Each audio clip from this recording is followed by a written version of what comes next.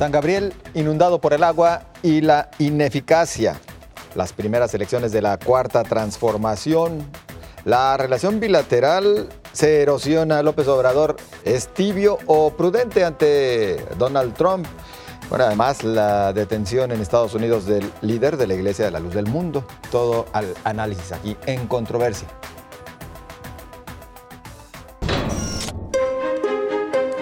Tras una temporada de incendios, en los primeros días de lluvia, y eso que aún no inicia el temporal en forma, se da la primera tragedia, tanto a nivel social como ambiental. En este caso, los señalamientos recaen sobre los incendios forestales, en su mayoría generados intencionalmente, y los productores de aguacate, que han erosionado la tierra. Dejan como resultado 2 personas muertas, 5 desaparecidas, 3,000 damnificados y 10,000 fincas destruidas. Especialistas pronostican algo similar en la ciudad, donde han aumentado de 300 a 350 los puntos de riesgo, todo a partir de las obras nuevas y los desarrollos inmobiliarios fuera de norma. ¿Qué tanto han impactado los incendios, la deforestación y el crecimiento descontrolado de los centros poblacionales en las inundaciones? Pues entramos en materia. Saludo a mis compañeros. Sonia Serrano, buenas noches. Buenas noches. David Gómez Álvarez. Buenas noches. Julio Ríos. Buenas noches, José Ángel. Y Agustín del Castillo. Buenas noches, José Ángel, y todos mis compañeros, por supuesto. Gracias. Y a ver, pues ya estamos contigo, Agustín. Es la crónica de una afectación anunciada. Es un lugar común decir de la muerte anunciada, pero hubo muertes. O sea, pero evidentemente esto no es la primera vez que ocurre, ni será la última. En Ciudad Guzmán recuerdan, y estoy hablando de hace 30 años, que hubo una deforestación brutal en la parte alta del Nevado de Colima, y en el primer temporal se les vino una luz tremendo a Ciudad Guzmán, y la parte de la orilla de Ciudad Guzmán vivió problemas muy difíciles. Atenquique, que es una barranca que está adelantito por el municipio de Tuxpan, también desapareció el pueblo en los años 50. O sea, en realidad, estas son cosas que la gente conoce. Exacto. Esto se conoce desde siempre. Los campesinos conocen bien cómo se comporta, cómo deben tratar al bosque para que el bosque no les dé problemas. Pero aquí hay una dinámica de cambio de uso de suelo que es brutal. Y es aguacatera y no aguacatera, hay que decirlo. Viendo las cifras de cambio de uso de suelo en la región sur, no nomás San Gabriel, aunque este fue el caso, pero en realidad la región está inmersa en un proceso de trastornos, de cambios que es muy fuerte. Estamos hablando de que entre el año 2003 y el año 2017, el cambio de uso de suelo para huertas de aguacate más o menos eran 1,200 hectáreas en el año 2003. En el año 2017 son 28,700 hectáreas, que es el último dato, por eso digo 2017. En todo el sur. Es un crecimiento de 2,200%. Pero hay otro tipo de usos de suelo que también están modificando al bosque. En ese mismo periodo, el bosque templado, que es el bosque del Nevado de Colima, el de San Gabriel, el de Zapotlán, pierde aproximadamente 25,000 hectáreas el puro bosque. Y la selva tropical, que es un ecosistema que está más abajo del bosque, que es igual de valioso en términos ecológicos, pierde alrededor de 70,000 hectáreas. Estamos hablando de una sola región. O sea, hay un problema de deforestación muy fuerte y no se están atendiendo las causas. Esto es simplemente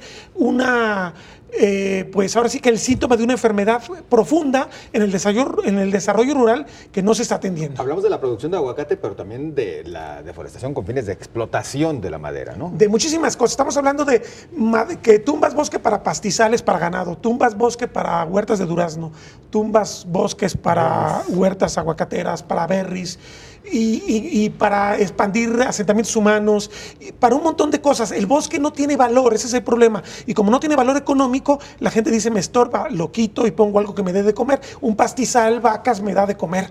Un bosque no me da de comer.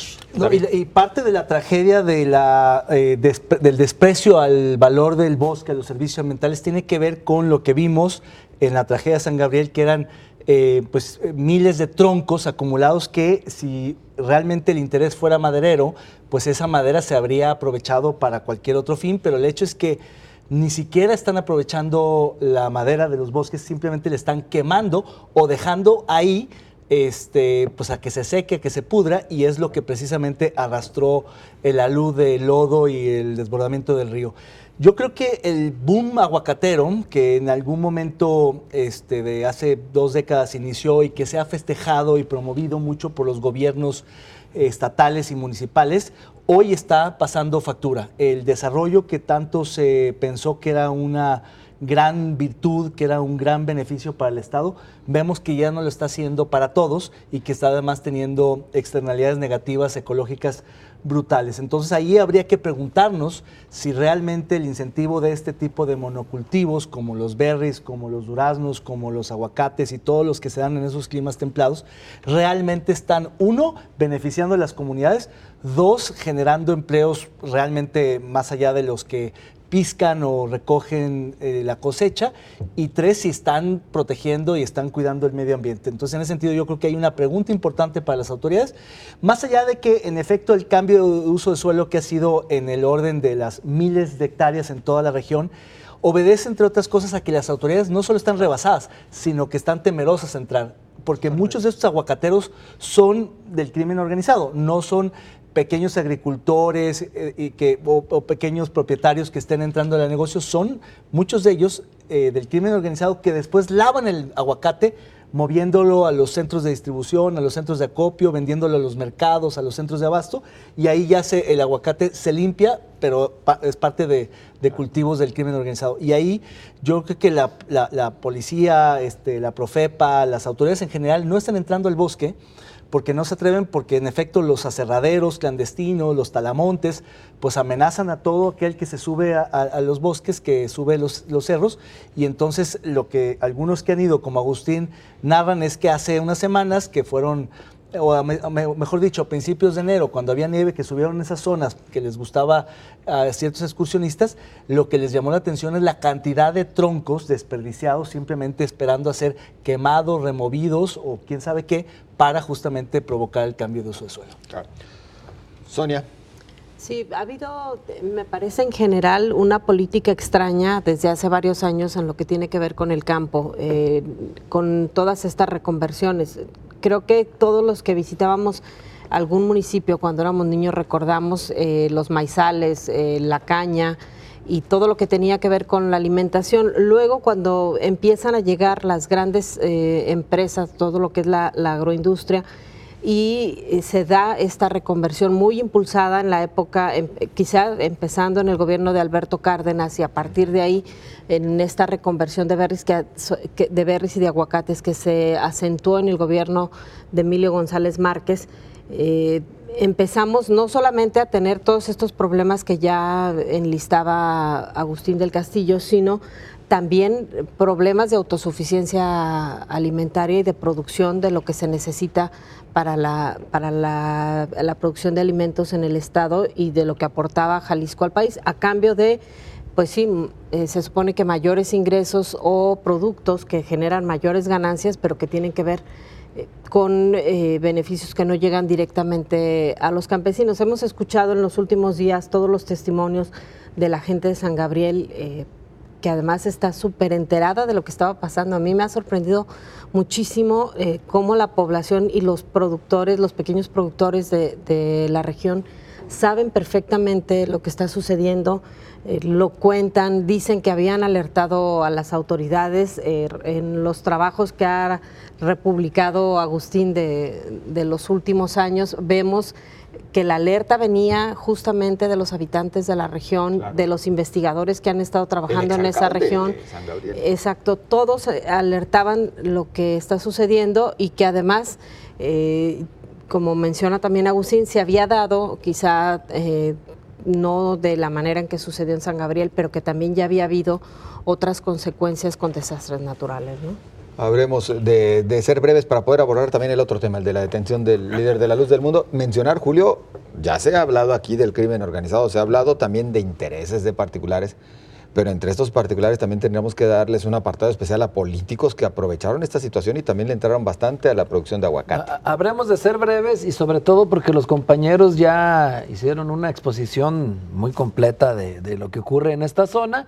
Y sí, efectivamente, desde que se dio el boom aguacatero, hubo políticos, personajes de la política jalisciense que luego se convirtieron en prominentes aguacateros, aprovechando que pues el aguacate junto junto a productos como el pimiento, el tomate, las berries, son de los productos que México más exporta y que han tenido un éxito en los mercados, a diferencia del maíz, ¿no? Que pues ese va a la baja cada vez más en su precio, y no le está generando ganancias a los agricultores, y al revés, ¿no? O sea, en este caso sembrar maíz no es negocio, al contrario, se le pierde, a menos pues que sea para alimentar a tus animales. De otro modo, pues no hay mucha forma de ganarle, y lo hemos visto ahí en San Gabriel con estas cifras que voy a citar, que bueno, no soy experto, pero Cristian Pinto, también el reportero del sur, Rodríguez Pinto, perdón, lo conocemos todos cariñosamente como Pinto, pero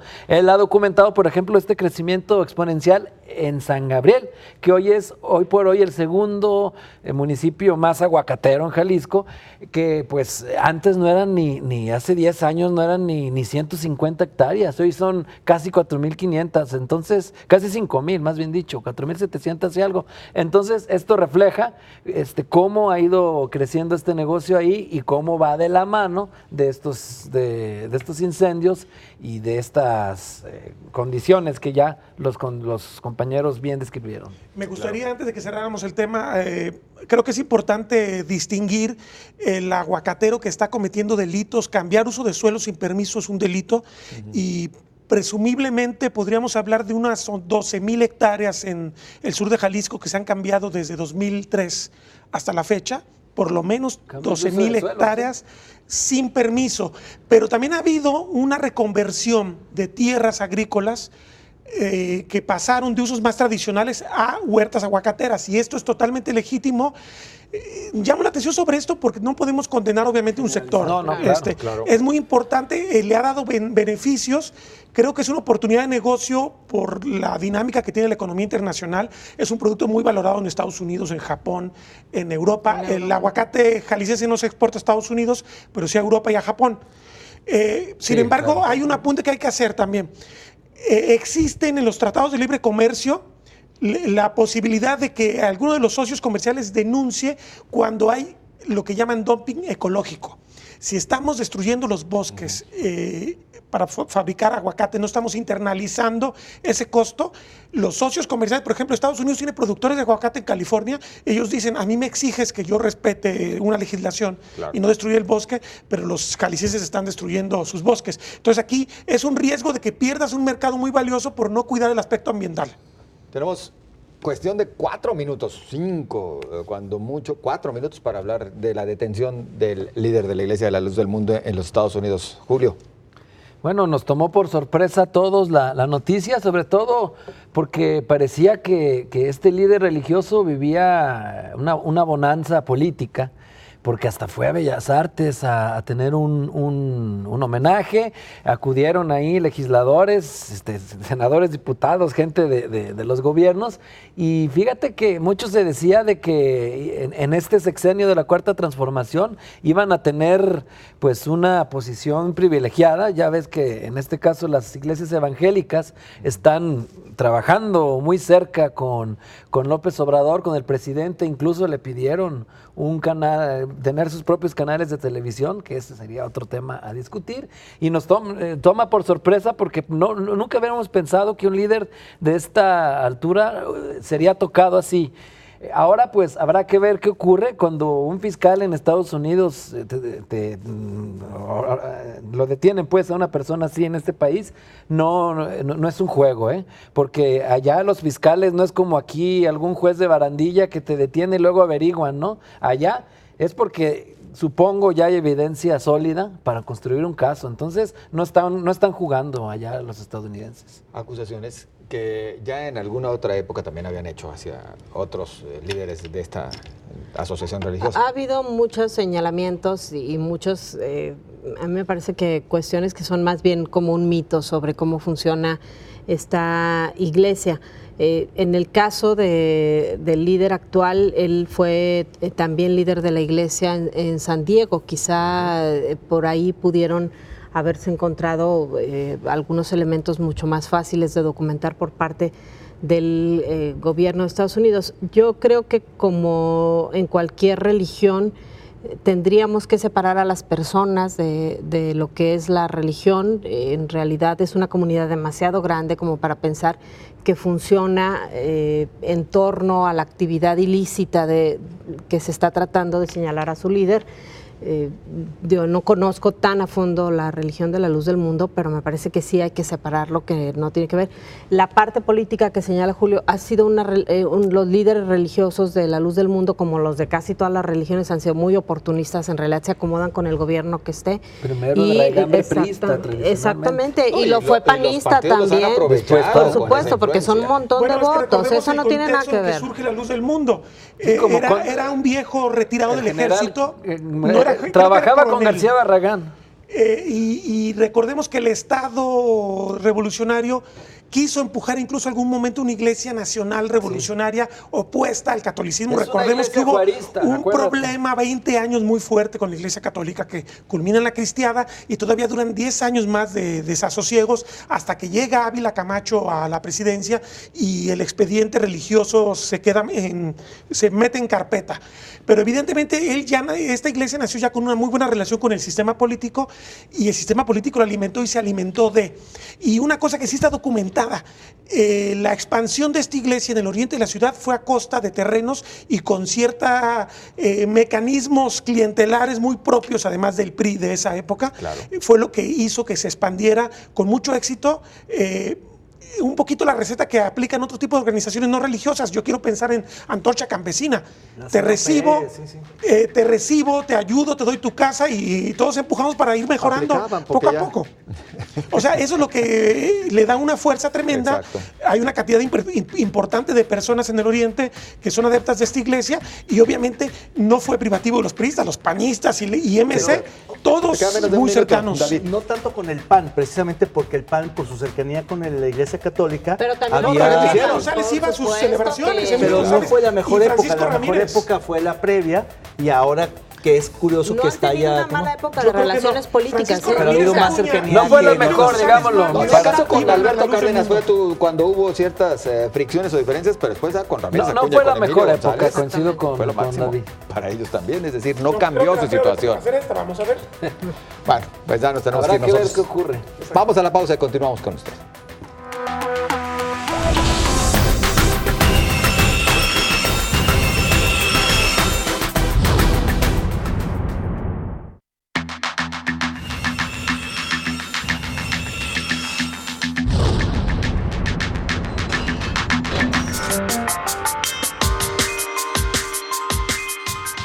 Morena gana el domingo 3 de junio 2 estados más, Puebla y Baja California. Esto a 6 meses de iniciado el gobierno de Andrés Manuel López Obrador y cuando muchos apostaban que empezaba a agotarse. Jaime Bonilla en Baja California y Miguel Barbosa en Puebla tienen ventajas importantes ya irreversibles, con todo y que el segundo ya había perdido en otra elección en 2018. Morena, sin duda alguna, es hoy el partido a vencer. El PAN se queda con varios municipios y un segundo lugar con olor a derrota. El PRI aparece como la tercera fuerza, incluso el Partido Verde Ecologista supera al PRD, que pasa por su peor momento. A partir de ahora siguen muchas dudas. ¿Por qué sigue Morena con tal dominio político? ¿Es tanto el descontento de la ciudadanía con el resto de los partidos? ¿Hasta dónde le alcanzará al partido de Andrés Manuel López Obrador para consolidar su poder? Morena gana 2 gobernaturas más. ¿Hasta cuándo seguirá la aplanadora y qué factores son los que siguen generando estos triunfos? ¿Quién gana, quién pierde, quién sobrevive y quién está a punto, o ya está más bien con vida artificial, Julio? Con vida artificial el PRI. ¿Y el PRD? Por supuesto. ¿Por qué? Porque el PRI y el PRD, para empezar, ya no tienen razón de ser en el actual espectro político porque ideológicamente y también políticamente Morena les arrebató muchas de sus banderas. Si acaso el PRD en algunas cosas de las libertades individuales, eso no lo trae Morena. Debería depurarse, pero, o sea, al contrario. Exactamente, pero la ideología... Sería una oportunidad para que el PRD fuera esa izquierda moderna, democrática que no tenemos en este país, porque si le quitamos sus banderas y va a desaparecer, pues entonces no tenemos izquierda liberal en México. Pero hay otros partidos que quizá pudieran agarrar esa bandera. El PRI no tiene ideología, el PRI la llena el presidente en turno. El PRI además de que el PRI es pragmático a ultranza, claro. pero se puede decir que aquello del nacionalismo revolucionario, pues ya se lo quitó. No, eso sí. Se lo quitó Morena y lo de los tecnócratas del neoliberalismo y todo eso, pues se pasa al PAN, ¿no? Entonces, ideológicamente el PRI y electoralmente con estos resultados que vimos, pues ya prácticamente está en terapia intensiva. Pues la y gente dijo que van ya en recuperación. No, que de no, aquí ¿cuál para el Real recuperación? No, triunfos. no. Si a puntos tuvieron de perder el registro en algunos estados, no pasó, pero a puntos tuvieron. El Partido de Acción Nacional me parece que es para un mayor análisis. ¿Por qué? Queda herido luego de estos resultados, si bien fue competitivo, tuvo más votos, porque tuvo más votos que Morena. Morena ganó gracias a las alianzas, como quiera fue un triunfo de Morena en cancha ajena, en sus bastiones del PAN, sobre todo Baja California, no tanto Puebla. No tanto Puebla. Entonces sí, claro que queda herido de muerte. El PAN debe de replantearse muy seriamente para empezar a sacudirse esta dirigencia que tiene, que son expertos en administrar la derrota, este grupo que está ahora, hacer una sacudida generacional, porque sí hay buenos panistas y el PAN es necesario. Oye, pero es que esta dirigencia no es la dirigencia que perdió con el candidato Anaya. No, son los mismos, son anticalderonistas, son o sea, sí, Marco Cortés, por supuesto. Yo matizaría mucho, no creo que el PAN esté en riesgo de muerte. Pero obviamente le falta al PAN reconstituirse, más como la oposición verdadera de Morena. Debe de construirse porque... No me dejó terminar, Agustín se metió. Querían discusión, estamos discutiendo, respétenos, Agustín se metió en mi tiempo. Trataré de ser breve, ¿no? Es necesario el PAN para la democracia porque ante la urgencia de contrapesos, ideológicamente, el PAN es el partido que naturalmente debería de ser el que le plante cara a Morena, ¿no? Es el que se opone al nacionalismo revolucionario, el que se opone al control del Estado excesivo. Entonces, debe de ser el PAN el que se fortalezca porque es necesario, aunque a muchos no les guste su ideología. Hablamos de un PAN como que estuviera ahora sí ante la verdadera masacre porque perdió 2 gubernaturas. Una de ellas, pues ya le tocaba perderla. Eran 30 años que resultaba prácticamente imposible después de esas administraciones. Bueno, el Estado de México nunca ha perdido el PRI. Tenemos que leer de manera mucho más diferenciada por regiones y por tipo de elección las elecciones del día de antier. Yo creo que en efecto en algunos bastiones como panistas, como Baja California, la derrota fue estrepitosa para el PAN, pero porque ya tenía un desgaste de gobierno que lo hacía inevitable. Iba a perder el PAN sí o sí, contra Morena o contra el PRI o contra cualquier coalición. Entonces ahí creo que el PAN lo borran porque en efecto pierde todo, pero en otras partes como en Tamaulipas o en Aguascalientes se recupera o incluso no cae tanto como en Durango. Entonces yo creo que el PAN, coincido, es la oposición natural a Morena, es el partido mejor articulado después de Morena, y es ideológicamente un contraste con Morena. Entonces yo creo que el PAN viene de regreso, lo veo no fuerte, pero por lo menos no en la lona. En cambio, debe aspirar a la presidencia. Al PRI es el que veo más desdibujado, porque en efecto yo creo que muchas de sus bases electorales, de su posicionamiento ideológico se ha borrado, siempre fue ambiguo, pero ahora está más desdibujado que nunca, y el PRD está prácticamente extinto. A mí me preocupa mucho el PRD porque me habría gustado también que existiera en este país una izquierda democrática, liberal, socialdemócrata, que creo que el PRD, si la brinca, quizá lo intente, pero no sé si lo vaya a lograr, porque finalmente los dueños de la franquicia o de lo que queda del PRD, los chuchos y algunos otros grupos, tampoco son los mejores representantes de esa izquierda moderna. Y yo creo que al final del día lo que vamos a ver es una polarización entre 2 grandes bloques.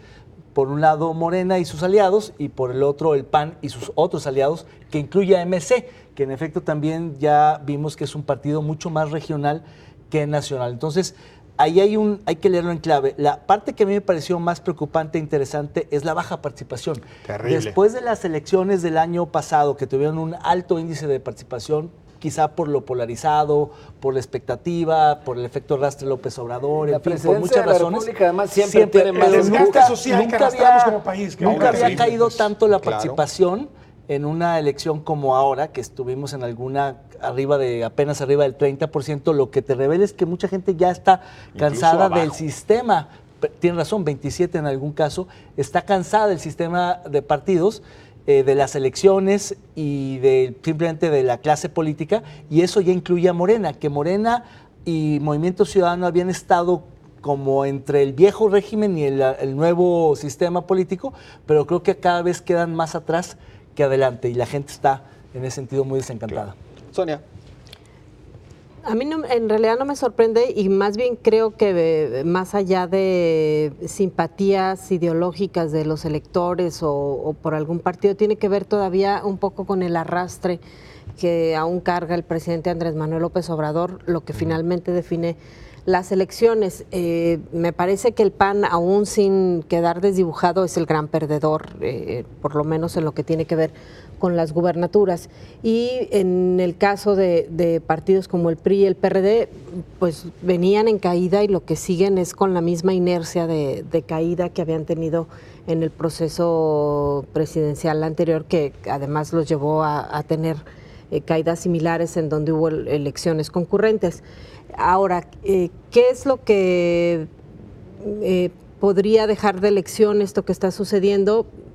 Creo que todavía no hay una oposición firme. Eso es lo que quizá nos tendría que preocupar más. No que pierda el PAN, el PRI o el PRD, sino que no se están generando contrapesos para decisiones que hemos visto desde la presidencia podrían resultarle un problema al país. Y el que los partidos políticos sigan funcionando como lo han hecho siempre, en realidad no están atrayendo al ciudadano, no se están convirtiendo en una opción que el ciudadano diga, bueno, se está equivocando López Obrador, pero lo bueno es que sigue existiendo la oposición y va a votar. No está pasando eso. Es más, incluso la polarización que estamos viendo en redes sociales no se refleja en los procesos. Exactamente. Entonces, sí, claro, es un mundo paralelo que no existe. Eso es lo que nos tendría que preocupar. Políticas. Eso que dice Sonia me parece clave. El hecho de que en redes haya contrapesos, oposición crítica, no se traduce en oposición política partidaria, que es fundamental, porque es en las instituciones donde hay que poner contrapesos, no en el discurso incluso, de las redes, ¿no? Porque incluso además ha habido algo que ahora empezamos a verlo y que también tendría que preocuparnos, que es algunas de las mentes que podrían hacer análisis y que podrían ser importantes también en ayudarle al ciudadano a procesar la información, han sido señalados en esta polarización y la gente termina también por no entender. ¿Qué hace el común del ciudadano? Bueno, pues lees una columna o lees a un columnista al que respetas y te permite digerir una decisión. En este caso, exactamente, ahora no está pasando tanto. Yo creo que la mayoría de los electores no leen a estos líderes de opinión. No, pero o sea, volvemos al mundo del Twitter. Influyen a ciertos grupos y esos grupos al resto. A mí me parece que en todos los niveles, los buenos, los menos buenos y los malos. O sea, la gente de todas maneras, los noticieros, exactamente, los noticiarios de televisión abierta siguen teniendo ratings altos. Entonces, por supuesto que la gente los veía. Ahora tú ves en redes sociales el mayor rating, pero Televisa no hace pero lo ya juzga, eso en su noticiero, por lo menos. Tiene sus mesas de análisis, pero la gente no ve eso. La gente ve a Denise Merker y tú ves el noticiero de Denise Merker pero no hay y es más bien presentación de noticias. Que no estás bajando la politización. Pero me parece, en el matutino sí tienen mesas de análisis y mucha gente sí. A mí me parece que estamos quizás exagerando el análisis porque son solamente 6 meses. O sea, yo creo que en 6 meses no se recompone ninguna oposición y en 6 meses la gente no pierde la esperanza. Pero la gente que votó hacia 2021, ¿no? En realidad tendríamos que medirlo así. Fue una elección inercial. Es muy prematuro. Claro. Fue inercial todavía con relación a la del año pasado. Sí. Muy desdibujada, porque no llevó el mismo ahínco ni el mismo motivación. Es que ningún proyecto político es derrotado en 6 meses, a menos que haga una barbaridad. Claro. Tremenda. Pues me refiero a que sigue siendo alta la simpatía por el presidente y votaron por el presidente, un presidente que está todos los días en sus mañaneras, un presidente que el día de las elecciones y pone la primera piedra de un proyecto ambicioso político. Claro. Pero un es presidente además que el único sale. líder que le interesa a la gente. A la gente no le interesa tener un gobernador de Morena y no le interesa qué hacen sus diputados de Morena ni sus alcaldes de la República. Exactamente, nadie más. Ahora, ¿por qué gana Morena también? Pues ganó con el método que quiso ganar el PRI siempre.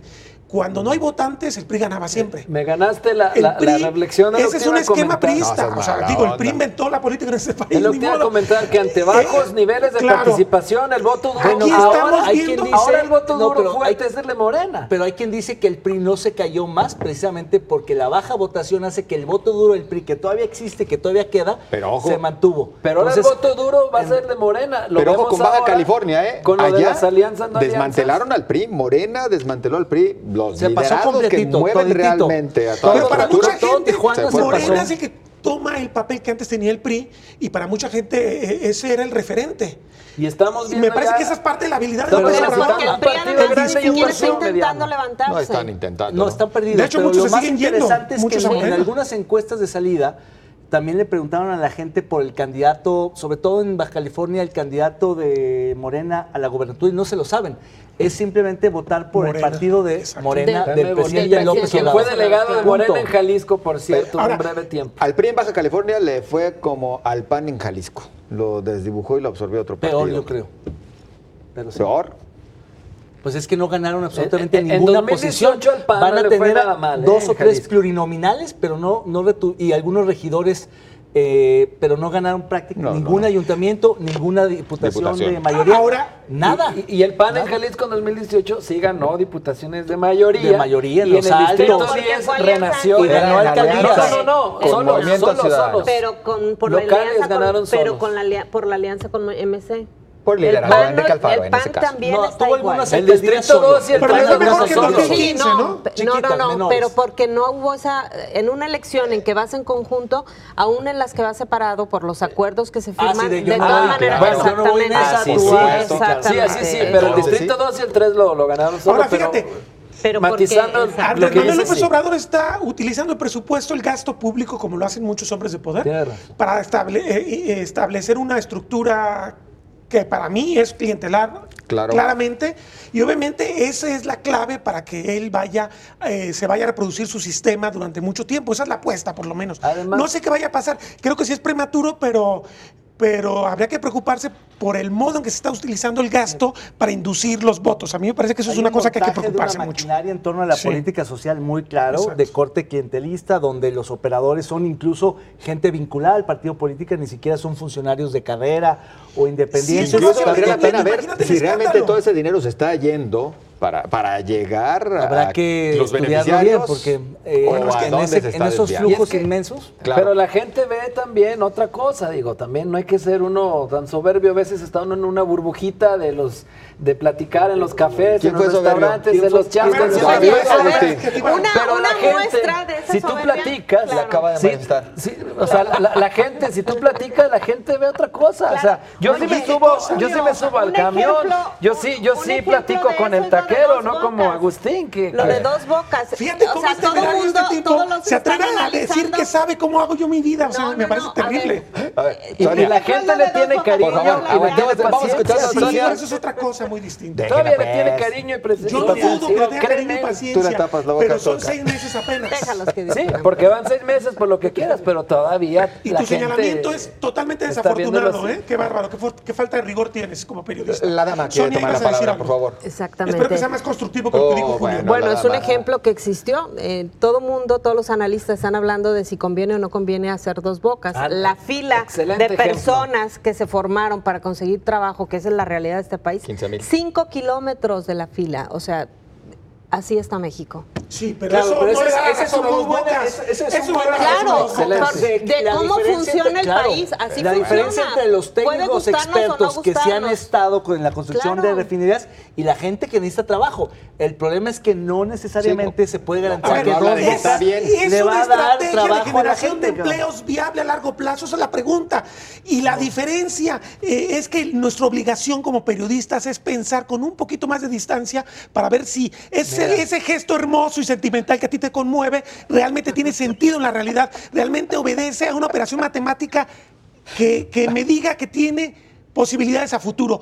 Otra cosa es irresponsable, discúlpame. Creo que ahí yo entiendo a esa gente, pero no entiendo tu postura. Responsables en este país. No, bueno, nuestra obligación es ser responsables o por lo menos exigirlo. Querido separarnos del pueblo al que siempre hemos pertenecido. No, bueno, tu obligación como analista es ayudar al pueblo, ayudándole a que entienda mejor las cuentas. Opinión pública. Claro, también o sea, y este programa. y no decir que qué hermoso y que qué sentimental, qué bueno que se da eso. Tiene buenos sentimientos el pueblo, no me cabe la menor duda. Es el mismo pueblo que se asocia al crimen organizado, es el mismo pueblo que tala los bosques de claro, o sea, a ver, no hagamos falacias con esos argumentos. Claro. Hay individuos, hay personas que se dedican al crimen, hay personas que se dedican al trabajo, hay de todo, la sociedad es así de diversa. Nadie dijo que hermoso, solo digo que pues No, hay bueno, que quisiste platicar decir con eso. la gente. Digo, aquí si tú ya, manipulas, hay que platicar con la gente. ya sabes que yo no soy nada más. Imagínate si no puedo decir eso yo.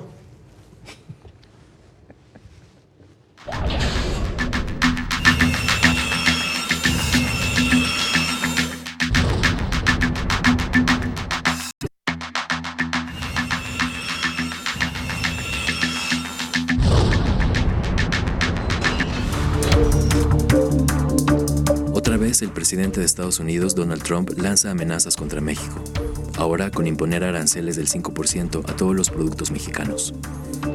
De inmediato genera diversos comentarios y en horas el peso pierde 35 centavos ante el dólar. La postura del presidente Andrés Manuel López Obrador es considerada por especialistas como débil, con falta de fuerza, y consideran que sus respuestas deberían ser más contundentes. Muchos olvidan la filosofía del presidente norteamericano, autor del libro El Gran Negociador, donde afirma que su estilo de negociación es bastante simple y directo. Apunto muy alto, dice, y luego sigo presionando y presionando para conseguir lo que busco. A veces me conformo con menos, pero casi siempre consigo lo que quiero. ¿Crees que le falta al presidente de México, Andrés Manuel López Obrador, ser más enérgico en su discurso hacia Donald Trump? Avanzamos. Y antes de entrar a este tema, acompáñenos. ¿Qué opinan ustedes a través de las redes sociales, particularmente a propósito de lo que comentábamos en el anterior bloque? Bueno, comentábamos, era un decir, de lo que se alcanzaba a escuchar del anterior bloque. Vamos a esta opinión, la pregunta Canal 44 y por supuesto lo que ustedes han opinado. Morena gana 2 gubernaturas más. ¿Hasta cuándo seguirá la aplanadora y qué factores son los que siguen generando? Buena redacción. Exactamente. Dice, el enemigo no es la oposición, sino la corrupción, dice a Ursúa. El pueblo ha dejado de creer en la ideología de los partidos, por lo que solo votará por lo que le conviene. Muchas gracias a Ursúa por su comentario. Entremos a este otro asunto. Este miércoles, para los amigos que nos ven en la retransmisión, bueno, ya será pasado, pero llega el día D. Y la pregunta que se sigue haciendo es, ¿qué tanto se debe de atender realmente lo que Donald Trump está exigiéndole a México? Hay quienes ya plantean cierren la frontera sur para empezar a responderle. A ver, yo creo que para que los televidentes conozcan mejor del tema, habría que nada más recapitular un poco cuáles son los hechos. Básicamente lo que Trump hace es plantear una amenaza de imponer un arancel generalizado a las importaciones mexicanas de 5% y escalable hasta un 25%, quejándose de 2 asuntos muy concretos. Uno, el flujo migratorio centroamericano que pasa por México y no es retenido por las autoridades mexicanas. Y 2, el tema del narcotráfico, la infiltración del crimen organizado en Estados Unidos. Básicamente la exigencia del gobierno americano es que México se convierta en un país seguro, que básicamente significa sellar la frontera sur para que no haya este flujo migratorio. Y 2, que haga una política de combate a la corrupción, al narcotráfico y al tráfico, de drogas, al comercio de drogas mucho más agresiva, un poco más en la línea del Plan Mérida.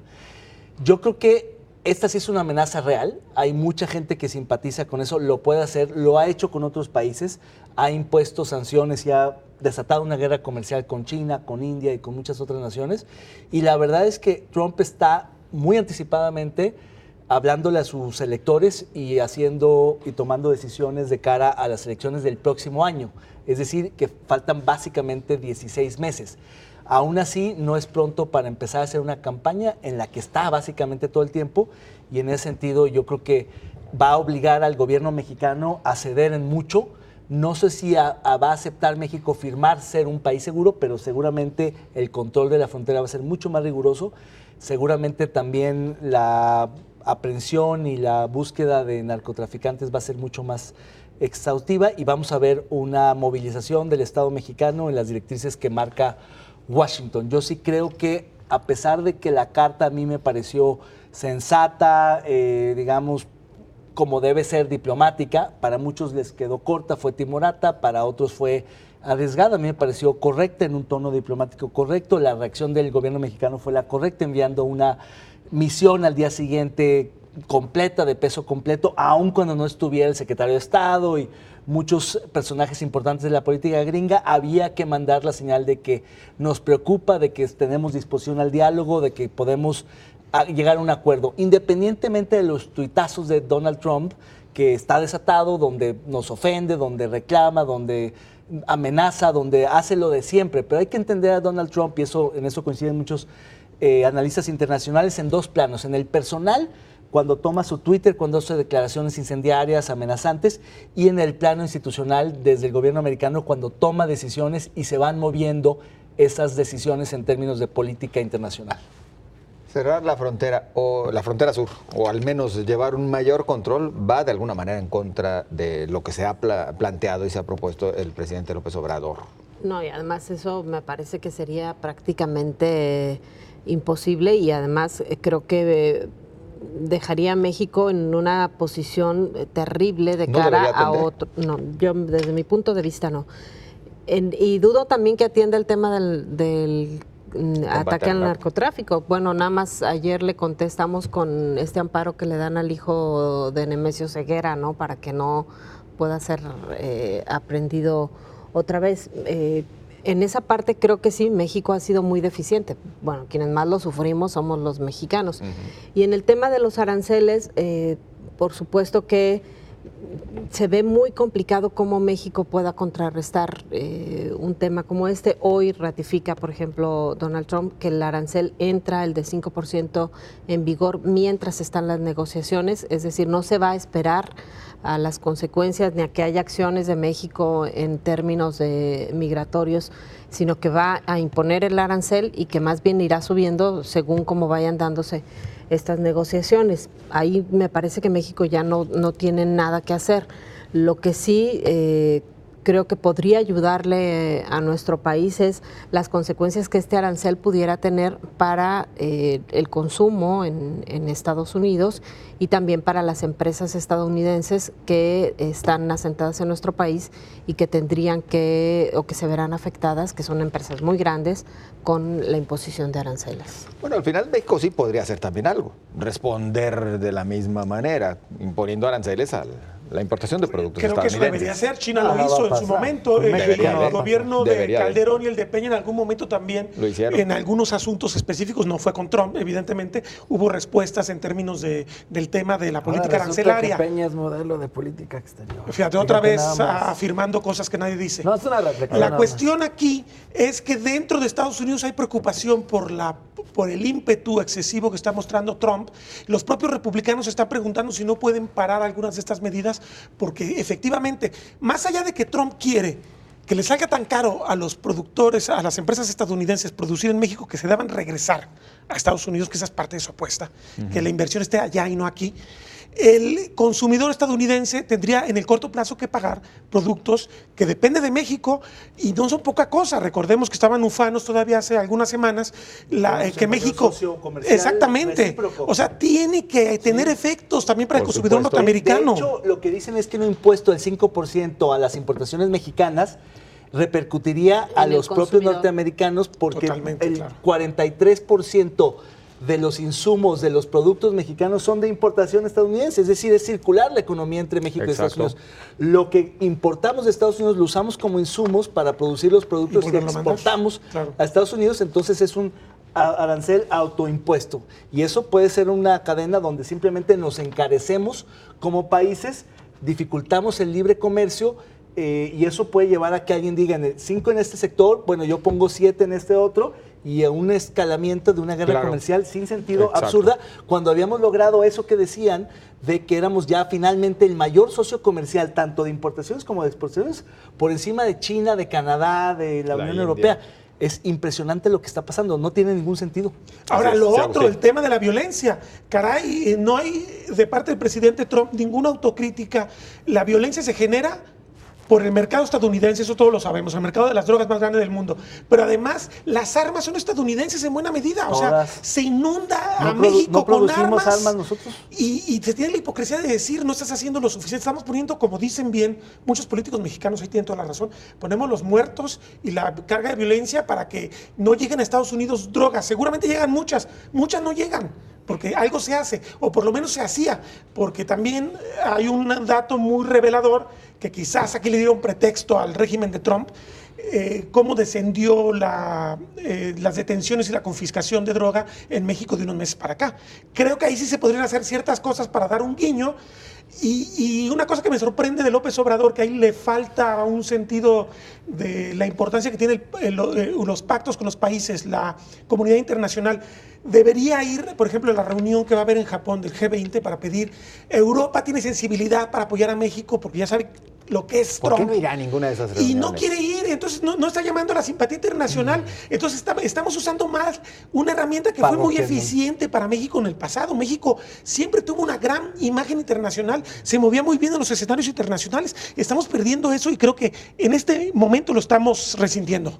Provincialismo. ¿Sí? ¿Por qué no va? Parroquialismo, porque por dos razones. Una, porque la austeridad ha llegado a absurdos insólitos de querer ahorrar hasta en un vuelo cuando se trata de la representación de un país grande. Y dos, 13 economía del porque mundo. la tercera economía del mundo. Y dos, porque no cree mucho en esos foros y va a mandar una delegación. No es que vayamos a estar totalmente ausentes, pero la presencia del jefe del Ejecutivo es fundamental, sobre todo para buscar este tipo de acuerdos con otros países que nos ayuden a, digamos, defendernos del embate norteamericano. Entonces a mí se me parece que hay un provincialismo, un desdén por lo internacional, no le entiende, no le interesa y además lo minimiza como si en esos encuentros solo hubiera turismo mundial, Sí, porque turismo por ejemplo, si político. yo como político no me gusta lo internacional, pongo a alguien que le entienda y lo dejo trabajar, por lo menos, ¿no? ¿Coincides, Julio? Mira, sí coincido en algunas cosas de los que dicen los compañeros. Yo creo que no habrá poder humano ni negociador, por más hábil que sea, que como ya lo describieron los compañeros, pues están lejos de ser hábiles los que hay aquí en México, que puedan convencer a Trump, no lo habrá. Quien ya está decidido a utilizar esto como bandera de su reelección, en esta búsqueda de enemigos que hace, que ya no pueden ser ni los talibanes ni Irak, ya algunos los enumeraron, y pues en esta búsqueda de enemigos obviamente entra México, y pues Trump hace uso de las pasiones raciales que se encienden en el corazón de los nativistas norteamericanos, y lo hace a pesar de que los datos lo desmienten. Aquí, por ejemplo, tengo algunos datos que compartió en una muy interesante gráfica el diplomático ex diplomático Arturo Sarucán, que pues son demoledores. México ha deportado a más migrantes a El Salvador, Guatemala y Honduras desde 2015, más que los que ha deportado el gobierno de los Estados Unidos. Son datos Y brutos a que no costo son buena del erario noticia de mexicano, derechos ¿eh? humanos. Sí, no Sí. son buena noticia esto en materia Y de de la derechos imagen de humanos, México. pero sí desmiente la narrativa de Trump. Fíjate los números. En 2012 se deportaban alrededor de 90,000 centroamericanos desde Estados Unidos y casi 80,000 desde México. En los últimos 5 años, México ha deportado ya alrededor de 570,000 y Estados Unidos alrededor de 420,000. México entonces está deportando más personas y por lo tanto está trabajando más en ese O sea, que renglón. sí se le está haciendo la chamba No habría, a Trump, sí, que no habría dice motivos que para no. imponer los aranceles comerciales, que por cierto tienen que ver una cosa con la otra, los aranceles con Pero esto lo está migratorio, diciendo como pero bueno, temas. está Sí, mezclando está mezclando temas. temas. Entonces, ¿Cómo sin es él? embargo, para terminar, los datos duros no importan en la era de la posverdad. Diga lo que diga Trump, pues los estadounidenses van a creerle a él, sobre todo en estos estados donde les toca las fibras más sensibles al norteamericano tradicional, al cowboy del estado de Idaho, si quieres, que cree esa narrativa de que los migrantes le quitan el pan de la boca porque no están analizando los datos, están con el hígado y el corazón. Fake news y que le hable a su constituency, lo cierto, lo real es que tiene un impacto en la economía mexicana. Se devaluó el peso, hay nerviosismos, hay algunos fugas de capital. Es decir, un tweet, una declaración del presidente de Estados Unidos sí afecta a la economía mexicana y eso es la parte de lo que me parece muy riesgoso. Y México muy va a riesgoso, la terminar expectativa se reduce. Sí, porque ¿sabes qué también es dramático? Se supone que se ha dicho, hay que diversificarnos, no hay que depender de Estados Unidos. Pero tampoco está haciendo esa chamba. Aparte de que en el corto plazo no va a dar resultados. Y menos era va a para poder que de la noche a la manejaras un mañana. alto nivel de relación con Europa, con Japón, con toda esta cuenca del Pacífico que es tan importante para México, con la misma China. Y no estamos haciendo Pero eso. ahorita, o sea, eso no va a funcionar ahorita, porque de la noche Pero a la ni mañana siquiera lo no se estamos puede. haciendo. Pero Nunca lo hemos se hecho está porque haciendo. siempre ha habido una visión pragmática de decir, eso toma mucho tiempo, Porque no siempre tiene será sentido, más caro y al enviar tus contrario, productos hemos también. profundizado la relación con Sí, es Estados un Unidos. mercado más natural de Estados Unidos. Sí, totalmente. Pero si se te cierran, pues tú haz algo. Tienes que hacer algo. Pero ya el tiempo está encima y aparte que no se ha hecho. Ya cómo. Tendría Y que con esta construirse. visión de no salir del país y No, tenerle no, miedo a no. las relaciones internacionales, Pésimo. créeme, nos va a devorar el monstruo. Estados Unidos sigue siendo la primera potencia mundial. O sea, estamos jugando mal este juego. ¿Marcelo Ebrard es el personaje indicado para esta negociación? Pues es el que existe. Es el que está. Es lo que hay. Yo creo que es uno de los más acreditados de la 4T porque es un político, negociador, operador, es un gran negociador. Su fuerte no son las relaciones internacionales, pero cuando se sienta a la mesa... Pero es además un irá muy buen reforzado operador. por Trabajó un grupo de muy empresarios. poco tiempo, ¿no? En relaciones exteriores cuando era Camacho, pero muy poco Pero tiempo. volvemos al secretario, tema. tiene razón. El Muy presidente poco López tiempo. Obrador controla mucho a su gente, o sea, nunca tienen la última palabra los No, y los secretarios. contradice Los y- contradice y todo. y los No es lo ningunea. mismo. Entonces puede tener toda la capacidad Pero tú y crees que creo en que la este caso tiene. va a ponerse en ese mismo No sé, plan. fíjense no sé. cómo- Le va a decir, regrésate, cómo estás gastando mucho en López viáticos. Obrador en su relación con Venezuela, con España, con Centroamérica, en general con el mundo, excepto con Estados Unidos, es muy bravucón, tiene una posición fija, le entra a los temas, Por lo menos le definido. habla él también a su constituency, a sus propios electores, a sus bases, pero con Estados Unidos es bien distinto, es mucho más condescendiente, es mucho más prudente, somos amigos, no nos vamos a pelear. Tiene una diferenciación de su relación Bueno, de tampoco política se va a exterior. poner con brutal. Sansón a las patadas. Claro, pero no es muy consistente la política exterior mexicana. La Es decir, consistencia, ¿no?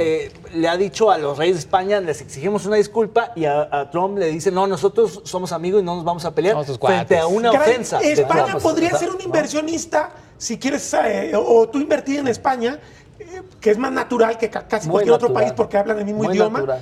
Y sin embargo, rompes puentes, pero no te peleas con Estados Unidos y Estados Unidos te está tratando a patadas. Tampoco Entonces, creo que eso haya roto tantos puentes, ¿eh? O sea, fue... No se quedó sé, en lo no sé, anecdótico. pero me parece Lo que de la en famosa política disculpa. forma es fondo y entonces no está siguiendo ese precepto que es elemental de política en la política exterior. Porque es diplomacia. Y la Exactamente. forma es fondo en muchos casos. A ver, les pregunto a los cuatro y tenemos menos de un minuto. El mensaje que se ha lanzado, es momento de que los mexicanos cierren filas en torno a su presidente. Yo creo que no, yo creo que en torno al país sí. Yo creo que la conducción de la política exterior mexicana no es consistente, no necesariamente apela a todo el país. Yo creo que lo que habría que hacer es cerrar filas con México como país. Y exigirle y una mejor exigirle política una exterior al mejor presidente. política claro. exterior, sí. Yo Que el no- Congreso lo haga, caray. Como 10 segundos. ¿Qué podemos hacer? Me parece que no se puede hacer como país. Me parece que son ese tipo de mensajes nada más para resolver o salir del paso en una declaración. Compañeros, muchísimas gracias. Buenas noches. Gracias, José Ángel. Muy Buenas amables. noches. Saludos a todos. al auditorio. Hasta la próxima semana.